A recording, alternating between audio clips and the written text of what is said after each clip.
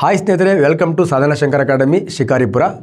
So ಸ್ನೇಹಿತರೆ, ವಿಜಿ ಮತ್ತು ನನ್ನನ್ನು ನೀವು ಬ್ಯೂಟಿಫುಲ್ ಆಗಿರ್ತಕ್ಕಂಥ TET ಓದದೇ ಪಾಸ್ ಮಾಡೋದು ಹೇಗೆ ಆ ವಿಡಿಯೋದಲ್ಲಿ ಎಂಜಾಯ್ ಮಾಡಿದ್ದೀರಾ. ಎಷ್ಟು 1.5 ಲಕ್ಷದ ಮೇಲೆ ಹುಡುಗರು ವ್ಯೂಸ್ ಮಾಡಿದ್ದೀರಾ ಮತ್ತು ಲೈಕ್ಸ್ ಮಾಡಿದ್ದೀರಾ. ಸ್ನೇಹಿತರೆ, ಕರ್ನಾಟಕ TET ಬಗ್ಗೆ ಓದದೆ ನಾವು ಪೇಪರ್ ಫಸ್ಟ್ ಮತ್ತು ಪೇಪರ್ ಸೆಕೆಂಡನ್ನು ಹೇಗೆ ಪಾಸ್ ಮಾಡಬಹುದು ಅನ್ನೋ ಝಲಕನ್ನು ನಾವು ನಿಮ್ಮ ಜೊತೆ ಚರ್ಚೆ ಮಾಡಿದ್ವಿ ಮತ್ತು ಅದಕ್ಕೆ ಸಂಬಂಧಪಟ್ಟಂಥ ಎಲ್ಲ ವೀಡಿಯೋಗಳನ್ನು ಹಾಕಿದ್ವಿ. ನಾವು ನಮ್ಮಿಂದ ಎಷ್ಟು ವೀಡಿಯೋಗಳಾಗುತ್ತೋ ಅಷ್ಟು ವೀಡಿಯೋಗಳನ್ನು ನಿಮಗೆ ತಲುಪಿಸ್ತಕ್ಕಂಥ ಕೆಲಸವನ್ನು ಮಾಡಿದ್ದೀವಿ ಸ್ನೇಹಿತರೆ. ಮತ್ತು ಕರ್ನಾಟಕ TETಯಲ್ಲಿ ಈಗ ಆಲ್ರೆಡಿ ಗೊತ್ತಾಗ್ಬಿಟ್ಟಿದೆ ನಿಮಗೆ ಯಾರ್ಯಾರು ಎಲಿಜಿಬಲ್ ಆಗಿದ್ದೀರಾ, ಯಾರ್ಯಾರು ಎಲಿಜಿಬಲ್ ಆಗಿಲ್ಲ. ಎಲಿಜಿಬಲ್ ಆದವರಾದರೂ ಆಗಲಿ, ಎಲಿಜಿಬಲ್ ಆಗದೇ ಇರೋರು ಎಲ್ಲರೂ ಕೂಡ ಮತ್ತೊಂದು TET ಬರೀತಕ್ಕಂಥ ಅವಕಾಶ ಇದೆ. ಇದಕ್ಕೆ CTET ಅಂತ ಹೇಳ್ತೀವಿ ನಾವು, central TET exam. So Karnataka TET ಎಕ್ಸಾಮ್ಗೂ ಇದಕ್ಕೂ ಏನು ವ್ಯತ್ಯಾಸಪ್ಪ ಅಂದರೆ, ಕರ್ನಾಟಕ TET ಎಕ್ಸಾಮ್ ಕರ್ನಾಟಕದಲ್ಲಿ ನಡೀತಕ್ಕಂಥ ಶಿಕ್ಷಕರ ಕೆಲವೊಂದು ಅರ್ಹತಾ ಪರೀಕ್ಷೆಯನ್ನು ಬರೀಲಿಕ್ಕೆ ಇರತಕ್ಕಂಥ ಮಾನದಂಡ ಅದು. ಬಟ್ CTET ಎಕ್ಸಾಮ್ ಕರ್ನಾಟಕದಲ್ಲಿ ನಡೀತಕ್ಕಂಥ, ಕರ್ನಾಟಕ ಸರ್ಕಾರ ನಡೀತಕ್ಕಂಥ ಎಕ್ಸಾಮ್ಗೂ ಕೂಡ ಅರ್ಹತೆ ಇದೆ. ಅದರ ಜೊತೆಗೆ ಸೆಂಟ್ರಲ್ ಗೌರ್ಮೆಂಟಿಂದ ಏನು ಶಿಕ್ಷಕರಿಗೆ ಸಂಬಂಧಪಟ್ಟಂಥ ಎಕ್ಸಾಮ್ಗಳಿದೆ, ಏನು ಸೈನಿಕ್ ಶಾಲೆಯಲ್ಲಿ ನೀವು ಟೀಚರ್ ಆಗಬೇಕು ಅಂದರೆ, JNVಲಿ ಟೀಚರ್ ಆಗಬೇಕು ಅಂದರೆ, ಈ ಥರ ಈ ಸೆಂಟ್ರಲ್ಗೆ ಸಂಬಂಧಪಟ್ಟಂಥ ಶಿಕ್ಷಕರಾಗಲಿಕ್ಕೆ ಅವರು ಮಾಡಿರ್ತಕ್ಕಂಥ ಒಂದು ಬ್ಯೂಟಿಫುಲ್ ಆಗಿರ್ತಕ್ಕಂಥ ಎಕ್ಸಾಮ್ ಯಾವುದಪ್ಪ ಅಂದರೆ CTET, ಸೆಂಟ್ರಲ್ TET ಎಕ್ಸಾಮ್ ಅಂತ. ಓಕೆ, ಅರ್ಥ ಆಗಿದೆ ಅಂತ ಅನ್ಕೋತೀನಿ ನಾನು. ಹಾಗಾದರೆ ನಿಮಗೆ ಈ CTET ಅನ್ನೋದು ಒಂಥರ ನ್ಯಾಷನಲ್ ಮ್ಯಾಚ್ ಇದ್ದಂಗೆ, ಕರ್ನಾಟಕ TET ಅನ್ನೋದು ಒಂಥರ ರಣಜಿ ಅಂತ. ಈಗೇನಾದ್ರು ಸೋತಿದ್ರೆ ರಣಜಿಯಲ್ಲಿ ಸೋತಿರ್ಬೋದು, ಡೈರೆಕ್ಟ್ ಇಂಡಿಯಾ ಮ್ಯಾಚನ್ನೇ ಫಿನಿಷ್ ಮಾಡ್ಬೋದು ಸ್ನೇಹಿತರೆ. ಹಾಗಾಗಿ ಸೆಂಟ್ರಲ್ TET ಎಕ್ಸಾಮನ್ನು ಇನ್ನೊಂದು 50 ದಿವಸ ಇರ್ಬೋದಲ್ಲ ವಿಜಿ? ಇನ್ನು 50 ಡೇಸ್ ಇದೆ. ಇದು ಕನ್ಸಿಡರ್ ಮಾಡಿದ್ರೆ 18 ಲಾಸ್ಟ್ ಡೇಟ್ ಇದೆ ನಮಗೆ CTET ಅಪ್ಲೈ ಮಾಡೋದಕ್ಕೆ. ಅಪ್ಲೈ ಮಾಡ್ಬೋದು. ಇದು ಫೆಬ್ರವರಿ 8ಕ್ಕೆ ಎಕ್ಸಾಮ್ ಆಲ್ರೆಡಿ 18/8 ಒಂದು ಒಳ್ಳೆ ಬ್ಯೂಟಿಫುಲ್ ಆಗಿರ್ತಕ್ಕಂಥ ನ್ಯೂಮರಾಲಜಿ ನಂಬರ್ ಇದೆ. ಯಾರ್ಯಾರು ಆ TET ಕರ್ನಾಟಕ TETಯಲ್ಲಿ ಎಲಿಜಿಬಲ್ ಆಗಿಲ್ಲ ಅವರು CTETಯಲ್ಲಿ 120 ಅಬವ್ ಮಾಡ್ಬೋದು ಸ್ನೇಹಿತರೆ. ಯಾಕಂದರೆ ನಾವು ಅವತ್ತು ಹೇಳಿದ್ವಿ, ನೀವು ಓದಿರ್ತಕ್ಕಂಥದ್ದು ಎಕ್ಸಾಮಿಗೆ ಬಂದಿಲ್ಲ, ನೀವು ಓದಿರೋದೆಲ್ಲ CTETಗೆ ಬರ್ಬೋದು. ಹಾಗಾಗಿ ಮತ್ತು ಟೀಚರ್ ಆಗಬೇಕು ಅಂದರೆ ಒಂದು ಕೊನೆಯ ಅವಕಾಶ ಸ್ನೇಹಿತರೆ. ಅಂದರೆ ಕೊನೆಯ ಅವಕಾಶ ಅಂದರೆ ಏನು ಅಕಾಡೆಮಿಕ್ ಇಯರಲ್ಲಿ ಏನು GPSTR ಏನು ಕಾಲ್ ಮಾಡ್ತಾನೆ, PS ಇದೆ, ಹವಾ ಇದೆ, ಅವ್ರೇನು ಇನ್ ಕೇಸ್ ಕಾಲ್ ಮಾಡಿದ್ರೆ ನಿಮಗೆ ಸುವರ್ಣ ಅವಕಾಶ. ಮತ್ತೊಂದು ತಕ್ಷಣವೇ ಒಂದು ಮ್ಯಾಚ್ ಆದ ತಕ್ಷಣವೇ ಮತ್ತೊಂದು ಮ್ಯಾಚ್ ಬಂದಾಗ ಮತ್ತೆ ನಿಮ್ಮ ಸ್ಪೀಡ್ ಜಾಸ್ತಿ ಇರುತ್ತೆ ಅಂತ ಹೇಳಿ ಈ ಸೆಂಟ್ರಲ್ TET ಎಕ್ಸಾಮ್ ಬಗ್ಗೆ ನಾವು ನಿಮ್ಮ ಜೊತೆಗೆ ಈಸಿಯಾಗಿ ಹೇಗೆ ಪಾಸ್ ಮಾಡ್ಬೋದು, ಓದ್ದೇನೆ ಹೇಗೆ ಪಾಸ್ ಮಾಡ್ಬೋದು ಅಂತ ಅವತ್ತು ಹೇಳಿದ್ವಿ. ಅವತ್ತು ಓದ್ದೇನೆ ಹೇಗೆ ಪಾಸ್ ಮಾಡ್ಬೋದು ಅಂದರೆ ನಿಮಗೆ ಧೈರ್ಯ ಕೊಡಬೇಕಾಗಿತ್ತು. ಇವಾಗ ನೀವು ಅಲ್ಲಿ ಯುದ್ಧ ಮಾಡಿ ಕೆಲವರು ಗೆದ್ದಿದ್ದೀರಿ, ಕೆಲವರು ಅಲ್ಲಿ ಸ್ವಲ್ಪ ಅಲ್ಲಿನ ಪರಿಸ್ಥಿತಿ ಅರ್ಥ ಮಾಡ್ಕೊಂಡಿರಿ. ಈಗ 50 ದಿವಸ ಬ್ಯೂಟಿಫುಲ್ ಓದಿ ಸೆಂಟ್ರಲ್ TET ಎಕ್ಸಾಮನ್ನು ಪಾಸಾಗಲಿ ಅನ್ನೋ ಭರವಸೆಯೊಂದಿಗೆ, ಆಸೆಯೊಂದಿಗೆ ನಿಮ್ಮ ಜೊತೆಗೆ ಚರ್ಚೆ ಮಾಡ್ತಿದ್ದೀವಿ ಸ್ನೇಹಿತರೆ. ಇಲ್ಲೂ ಕೂಡ ಕರ್ನಾಟಕ TET ಎಕ್ಸಾಮಲ್ಲಿ ಹೇಗೆ ಇತ್ತೋ ಹಾಗೆ ಇಲ್ಲೂ ಕೂಡ ಪೇಪರ್ ಫಸ್ಟ್ ಇರುತ್ತೆ, ಪೇಪರ್ ಸೆಕೆಂಡ್ ಇರುತ್ತೆ. ಆ್ಯಕ್ಚುಲಿ CTET ಎಕ್ಸಾಮ್ದು ವರ್ಚುವಲ್ಲೇ KTET ಅಂದರೆ ಕರ್ನಾಟಕ TET ಎಕ್ಸಾಮ್. ಅಲ್ಲಿ ಏನು ಪ್ಯಾಟ್ರನ್ಸ್ ಇದೆಯೋ ಇಲ್ಲೂ ಕೂಡ ಅದೇ ಪ್ಯಾಟ್ರನ್ಸ್ ಇದೆ. ಸೇಮ್ ವಿಜಿ ಆ ಎಕ್ಸಾಮ್ ಪ್ಯಾಟ್ರನ್ ಒಂದ್ಸತಿ ಬರೆದ್ಬಿಟ್ರೆ ಅವರಿಗೆ ಮತ್ತೆ ಅವತ್ತು ಹೇಳಿದಾಗೆ ಕ್ಲೀನಾಗಿ ಹೇಳ್ತಾ ಬಂದ್ಬಿಡೋಣ ವಿಜಿ. ಇದು ಸೇಮ್ ಈಗ ನಾವು ಕರ್ನಾಟಕ TET ಏನು ಹೇಳ್ತಾ ಹೋಗ್ತೀವಿ ಅದೇ ಥರ ಪೇಪರ್ 1 ಮತ್ತು ಪೇಪರ್ 2 ಇರುತ್ತೆ. ಸೊ ಪೇಪರ್ 1ನಲ್ಲಿ, ಪೇಪರ್ ಫಸ್ಟಲ್ಲಿ ನಮ್ಗೆ ಸೇಮ್ ಫಸ್ಟ್ ಒಂದು ಸಬ್ಜೆಕ್ಟ್ ಬಂದ್ಬಿಟ್ಟು ಕನ್ನಡ ಸರ್. ಕನ್ನಡ ಅಂದರೆ ನಾವು ಕರ್ನಾಟಕದವ್ರು ಇರೋದ್ರಿಂದ ಕನ್ನಡ ತಗೊಳ್ತೀವಿ. ಫಸ್ಟ್ ಒಂದು ಲ್ಯಾಂಗ್ವೇಜ್ ತಗೋಬೇಕು ಅವ್ರು. ಒಂದು ಲ್ಯಾಂಗ್ವೇಜು. ಸೊ ಅದಾದ್ಮೇಲೆ ನೆಕ್ಸ್ಟ್ ಇಂಗ್ಲೀಷ್ ಇರುತ್ತೆ. ಇಂಗ್ಲೀಷ್ ಇಲ್ಲಿ ನೋಡಿ, ಲಾಸ್ಟ್ ಟೈಮು ತುಂಬಾ ಈ ಕನ್ನಡ ಫಸ್ಟ್ ತಗೊಂಡ್ರೆ ಇಂಗ್ಲೀಷ್ ಸೆಕೆಂಡ್ ಪೇಪರೇ ಬರಿಬೇಕು ನೀವು, ಅದು ಭಾರಿ ಇಂಪಾರ್ಟೆಂಟ್. ಈ ಒಂದು ಕರ್ನಾಟಕ TET ಕೂಡ ತುಂಬಾ ಮಿಸ್ ಮಾಡಿದ್ದಾರೆ ಸರ್. ಯಾಕಂದ್ರೆ ಫಸ್ಟ್ ಲ್ಯಾಂಗ್ವೇಜ್ ಕನ್ನಡ ಬರೆದಿದ್ದಾರೆ, ಸೆಕೆಂಡ್ ಲ್ಯಾಂಗ್ವೇಜ್ ಬುಕ್ಲೆಟಲ್ಲಿ ಫಸ್ಟ್ ಒಂದು 10 ತಾಳೆ ಫಸ್ಟ್ ಲ್ಯಾಂಗ್ವೇಜ್ದೇ ಇರ್ತದೆ. First language Kannada, first language Hindi, first language English, first language Marathi, ಅವೆಲ್ಲ ಉರ್ದು ಅವೆಲ್ಲ ಇರುತ್ತೆ. ಅವು ಒಂದು 10 ತಾಳೆ ತೆಗೆದು ಆಮೇಲೆ ಸೆಕೆಂಡ್ ಲ್ಯಾಂಗ್ವೇಜ್ ಅಂತ ಬರುತ್ತೆ. ಆ ಸೆಕೆಂಡ್ ಲ್ಯಾಂಗ್ವೇಜಲ್ಲಿ ಅಲ್ಲೂ ಕನ್ನಡ ಇಂಗ್ಲೀಷ್ ಅಂತ ಇರುತ್ತೆ. ಹಾಗಾಗಿ ಅಲ್ಲಿನ ಇಂಗ್ಲೀಷನ್ನು ಮುಟ್ಬೇಕು ನೀವು. ಇನ್ ಕೇಸ್ ಇಂಗ್ಲೀಷೇ ನೀವು ಫಸ್ಟ್ ಲ್ಯಾಂಗ್ವೇಜ್ ತೊಗೊಂಡ್ರೆ ಫಸ್ಟ್ ಏನಿದೆ ಆ ಇಂಗ್ಲೀಷನ್ನು ಬರೋದು, ಮತ್ತು 10 ಪೇಜ್ ಆದ ನಂತರ ಮತ್ತೆ ಕನ್ನಡ 2ನೇ ಲ್ಯಾಂಗ್ವೇಜ್, ಆ ಥರ ಇದೆಯಾ? ಹಾಂ, ಓಕೆ. ಕನ್ನಡ ಮತ್ತೆ ಇಂಗ್ಲೀಷ್ ನೆಕ್ಸ್ಟ್ ಮತ್ತೆ CDP ಸರ್ ಸೇಮ್. ನೆಕ್ಸ್ಟ್ ಬಂದ್ಬಿಟ್ಟು ನಮಗೆ ಇಲ್ಲಿ 1 to 5th ಇದ್ರೆ 1 to 5th ಇದ್ರೆ ಈಗ ನಮಗೆ EVS ಅಂತ ಸಬ್ಜೆಕ್ಟ್. ಸೊ EVS ಪ್ಲಸ್ ಇಲ್ಲೊಂದು ಏನು ಬರುತ್ತೆ, ಮ್ಯಾಥಮೆಟಿಕ್ಸ್.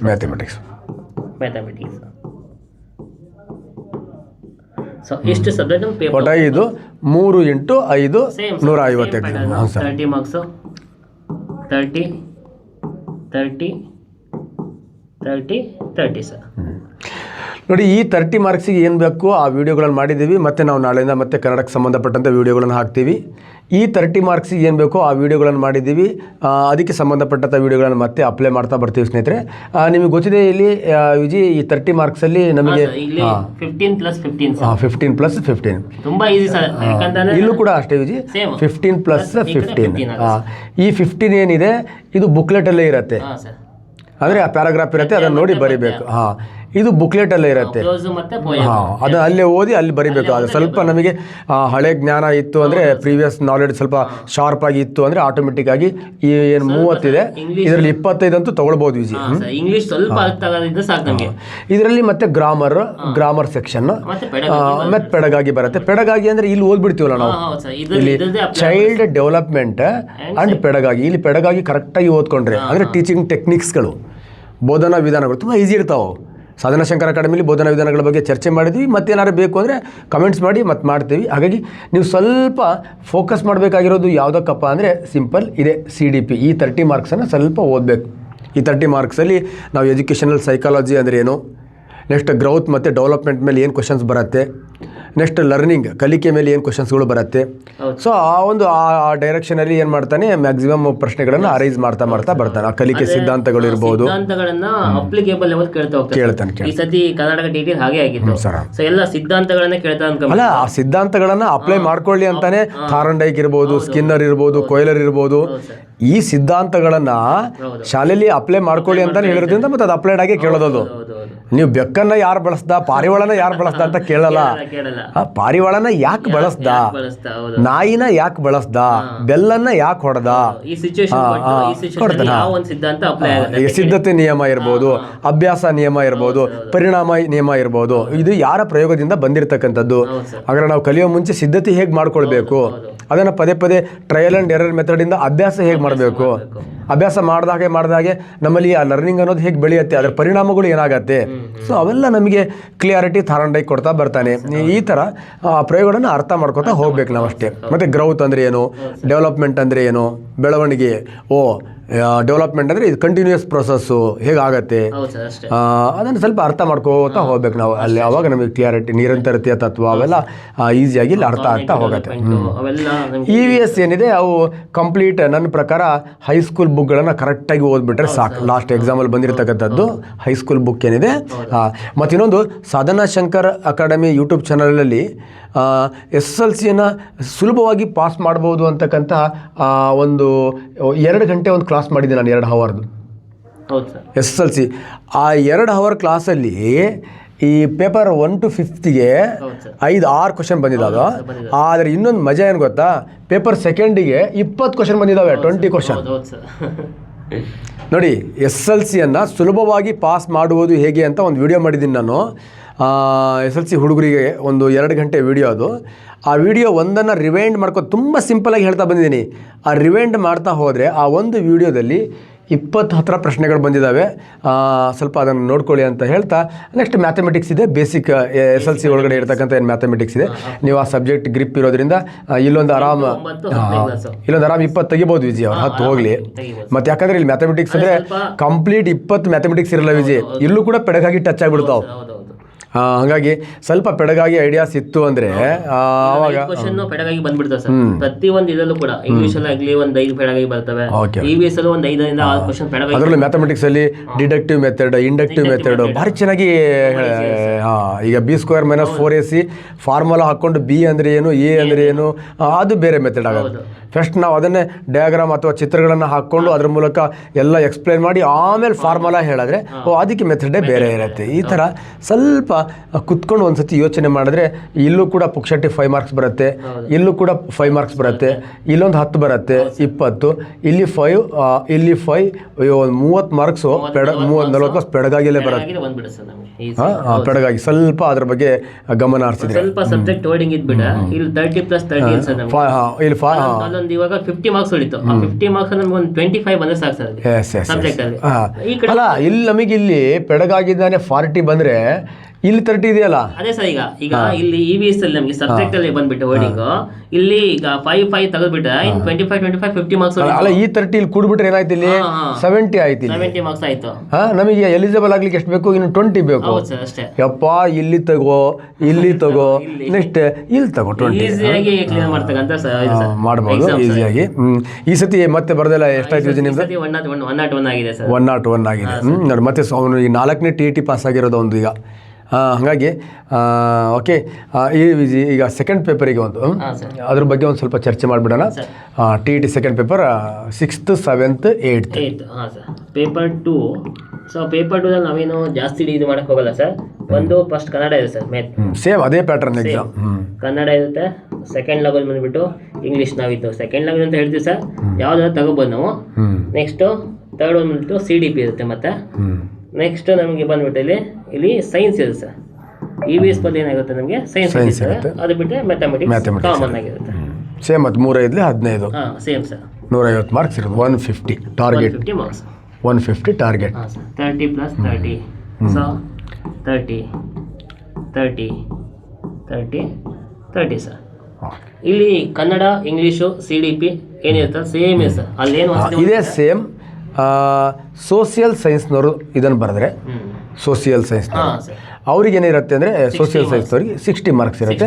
ಈ 60 ಮಾರ್ಕ್ಸ್ರಲ್ಲಿ ಹಿಸ್ಟ್ರಿ ಇರುತ್ತೆ, ನೆಕ್ಸ್ಟ್ ಎಕನಾಮಿಕ್ಸ್ ಇರುತ್ತೆ, ನೆಕ್ಸ್ಟ್ ಜಿಯೋಗ್ರಫಿ ಇರುತ್ತೆ, ನೆಕ್ಸ್ಟ್ ಪೊಲಿಟಿಕಲ್ ಸೈನ್ಸ್ ಇರುತ್ತೆ. ಇವೆಲ್ಲ ಸೇರಿ ದಟ್ 60 ಮಾರ್ಕ್ಸ್ ಇರುತ್ತೆ ಸೋಷಿಯಲ್ ಸೈನ್ಸ್ನವರಿಗೆ ಮಾಡಿದ್ದಾರೆ. ಮತ್ತು ಇನ್ನು ವಿಡಿಯೋಗಳನ್ನ ಹಾಕ್ತಾ ಹೋಗೋಣ ನಾವು. ಈ CTET ಎಕ್ಸಾಮ್ ಆಗೋವರೆಗೂ ಹುಡುಗರು ಜೊತೆಗೆ ಸ್ವಲ್ಪ 50 ಡೇಸಲ್ಲಿ ಬೇಕು ಅವೆಲ್ಲ ವೀಡಿಯೋಸ್ಗಳನ್ನ ಮಾಡ್ತಾ ಹೋಗೋಣ. ಮೋಸ್ಟ್ಲಿ ಅದರೊಳಗಡೆ ಈ CDPಗೆ ಸಂಬಂಧಪಟ್ಟಂಥ ಒಂದು 2-3 ವೀಡಿಯೋಗಳನ್ನ ಮಾಡ್ತಾ ಕೆಲಸಗಳನ್ನು ನಾನು ಮಾಡ್ತೀನಿ. ಒಟ್ಟಾರೆಯಾಗಿ ಸೇಮ್ ಇದೇ ಪ್ಯಾಟರ್ನ್. ಬಟ್ ವಿಜಿ ಇನ್ನೊಂದ್ಸತಿ ಹೇಳ್ತೇನೆ, ನಾನು ಸೈನ್ಸ್ಗೆ ನಾನು ಈ 10th ಎಕ್ಸಾಮನ್ನು ಪಾಸ್ ಮಾಡುವುದು ಹೇಗೆ ಅಂತ ಒಂದು ಬ್ಯೂಟಿಫುಲ್ ಆಗಿರತಕ್ಕಂಥ ವಿಡಿಯೋ ಮಾಡಿದ್ದೀನಿ. ಅದರಲ್ಲಿ ಒಂದು 15ರಿಂದ 20 ಕ್ವಶನ್ ಬಂದಿದೆ. ಸೊ ಆ ವಿಡಿಯೋ ನೋಡಿ. ಸೈನ್ಸ್ ಕ್ಯಾಟಗರಿಯವ್ರು ಯಾರಿದ್ದೀರಿ, ಸಾಧನಾ ಶಂಕರ್ ಯೂಟ್ಯೂಬ್ ಚಾನಲ್ನ ಈ ವಿಡಿಯೋಗಳನ್ನು SLCಗೆ ಸಂಬಂಧಪಟ್ಟಂಥ ವಿಡಿಯೋಗಳನ್ನು, TETಗೆ ಸಂಬಂಧಪಟ್ಟಂಥ ಸೈನ್ಸ್ ವಿಡಿಯೋಗಳನ್ನು ನೋಡ್ತಾ ಬನ್ನಿ. ಆರಾಮ್ ಈ 30ಕ್ಕೆ ನೀವು ಆರಾಮ್ ಮಿನಿಮಮ್ ನಾನು ಅಶ್ಯೂರೆನ್ಸ್ ಎಷ್ಟು ಕೊಡ್ತೀನಪ್ಪ, 20 ತಗೋತೀರಿ ಅಂತ. ಏನು ಬೇಡ ನೀವು ಈ 30ಕ್ಕೆ. ನೆಕ್ಸ್ಟ್ ಮ್ಯಾಥಮೆಟಿಕ್ಸ್ ಸಂಬಂಧಪಟ್ಟಂಥ ವೀಡಿಯೋಗಳನ್ನು ಅಪ್ಲೋಡ್ ಮಾಡ್ತಾ ಇದ್ದೀವಿ. ಈಸಿ ಇದೆ. ಮತ್ತು ನೋಡಿ, ಒಂದು ಸತಿ ಈಗ ಕರ್ನಾಟಕ TET ಎಕ್ಸಾಮ್ ಪಾಸ್ ಮಾಡಿರ್ತಕ್ಕಂಥವ್ರು, ಓಕೆ ವಿಜಿ ಹೊಸ ಸ್ಲೈಡಲ್ಲಿ ಹೇಳ್ಬಿಡೋಣ, ಇದು ಆಲ್ರೆಡಿ ಗೊತ್ತಾಗಿದೆ ಹುಡುಗರಿಗೆ. ಈಗ ಕರ್ನಾಟಕ TET ಎಕ್ಸಾಮನ್ನು ಯಾರು ಪಾಸ್ ಮಾಡಿದ್ದೀರಾ ಅವರಿಗೆ ಸ್ಕೋರ್ ಮಾಡ್ಕೊಳ್ಳಿಕ್ಕೆ, ಮತ್ತು ಸ್ಕೋರ್ ಅಷ್ಟೇ ಅಲ್ಲ, ಸೆಂಟ್ರಲ್ ಗೌರ್ಮೆಂಟಿಂದ ಏನು ನಡೆಸ್ತಕ್ಕಂತಹ ಶಾಲೆಗಳಿದಾವ ಅದರಲ್ಲಿ ಟೀಚರ್ ಆಗಲಿಕ್ಕೆ, JNU ಇರ್ಬೋದು, ಸೈನಿಕ್ ಇರ್ಬೋದು, ಸೆಂಟ್ರಲ್ ಸ್ಕೂಲ್ಗಳಿರ್ಬೋದು, ಕೇಂದ್ರೀಯ ವಿದ್ಯಾಲಯಗಳಿರ್ಬೋದು, ಇವುಗಳಲ್ಲಿ ಟೀಚರ್ ಆಗಲಿಕ್ಕೆ. ಮತ್ತು ಈ ನೋಡಿ ಇದೆಯಲ್ಲ, ಇದು CTET ಅಂದರೆ ಸಿಂಪಲ್, ಇದೊಂಥರ ನಮ್ಮ ದೇಶದಲ್ಲಿರೋ ಎಲ್ಲ ಎಕ್ಸಾಮ್ಗಳು, ನಮ್ಮ ದೇಶದಲ್ಲಿರೋ ಎಲ್ಲ ಎಕ್ಸಾಮ್ಗಳ ಜೊತೆಗೆ ನಮ್ಮ ರಾಜ್ಯದಲ್ಲಿರೋ ಎಕ್ಸಾಮ್ಗಳು ಕೂಡ ಬರಿಬೋದು.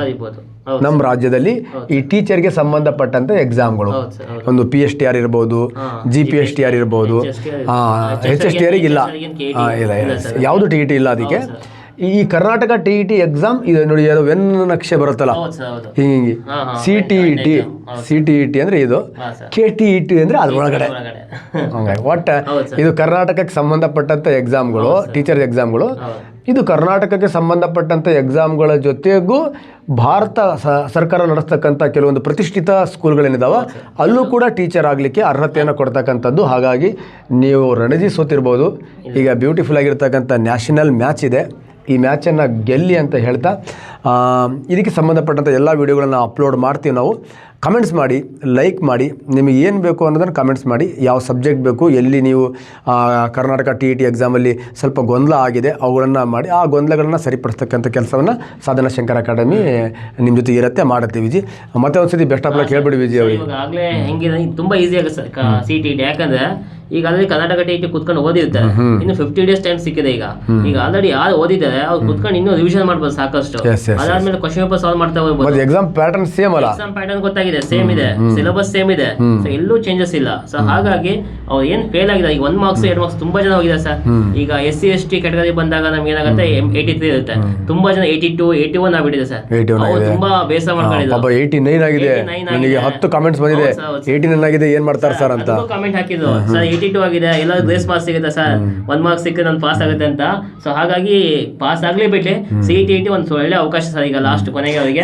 ಅದೇನೋ ಅದು ಪಾಸ್ ಆಗಲಿ, ಅದು ಪಾಸ್ ಆಗದೆ ಬಿಡ್ಲಿ, ಇದು ಪಾಸ್ ಮಾಡ್ಕೊಳ್ಳಿ, ಅದು ಪಾಸ್ ಮಾಡ್ದಂಗೆ ಅಲ್ಲ. ಹೌದು ಸರ್, ಇದು ಪಾಸ್ ಮಾಡ್ಕೊಂಡ್ರೆ ಸಾಕು. ಈಗ ಕರ್ನಾಟಕ ಸ್ಟೇಟ್ ಬರೀಬಹುದು, ಸೆಂಟ್ರಲ್ ಕೂಡ ಬರೀಬಹುದು.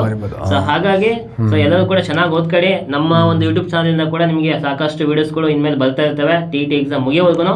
ಸೊ ಹಾಗಾಗಿ ಮತ್ತೆ ನಾವು ಕರ್ನಾಟಕ TETಗೆ ತುಂಬಾನೇ ವಿಡಿಯೋ ಅಪ್ಲೋಡ್ ಮಾಡಿದ್ದೀವಿ, ಅವೆಲ್ಲವನ್ನು ಮತ್ತೆ ನೋಡಿ. ಮತ್ತೆ ಅದು ಕರ್ನಾಟಕ TET ಅಂತ ಅಷ್ಟೇ ಇರೋದು, ಈಗ ಮತ್ತೆ ಅದು CTETಗೂ ಅವೇ ಕ್ವಶನ್ಸ್ಗಳು ಬರೋದು, ಅದೇ ಕಂಟೆಂಟ್ಗಳು ಇರುತ್ತೆ, ಮಾಡ್ಕೊಳ್ಳಿ.